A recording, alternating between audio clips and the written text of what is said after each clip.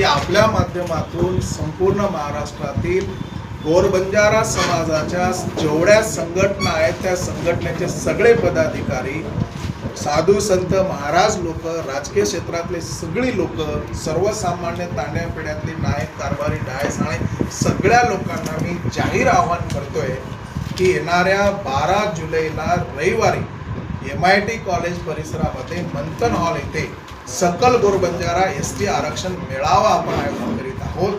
या मेळाव्यासाठी हजारोच्या संख्येने पाणी पावसाचा विचार न करता उपस्थित राहावे हे आव्हान करण्यासाठी आजची पत्रकार परिषद आपण आयोजित केलेली आहे। या मेळाव्याला कोणाकोणाची उपस्थिती लागणार? या मेळाव्याला प्रामुख्याने गोरबंजारा समाजाचे एकमेव जे खासदार आहेत तेलंगणाचे, त्यांचं नाव आहे पोरिका बलराम नायक, ते उपस्थित राहणार आहेत।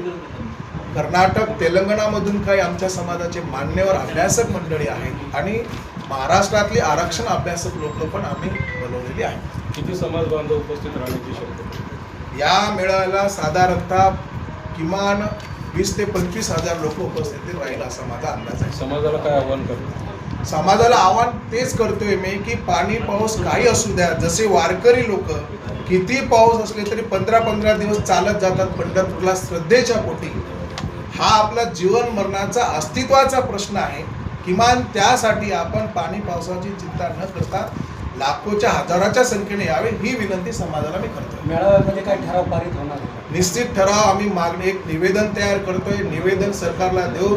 निवेदनामध्ये मागणी असेल की सरकारने त्वरित जी काय समिती नेमलेली आहे ती समिती कार्यान्वित करून लवकरात लवकर शिफारसी आपल्या महाराष्ट्र शासनाने सेंट्रल गव्हर्नमेंटला द्यावेत। सोबतच जी 5 मुलं शहीद झालेली आहेत त्यांच्या घरच्या लोकांना 10 लाख रुपये आणि त्यांच्या घरातील एका सदस्याला सरकारी नोकरीमध्ये घ्यावी आणि सोबत येणाऱ्या दिवसामध्ये आंदोलनाची भूमिका काय असेल त्या सगळ्या गोष्टी त्या आंदोलनातून आपण या मेळाव्यातून तिथे डिक्लेअर करणार आहोत। धन्यवाद।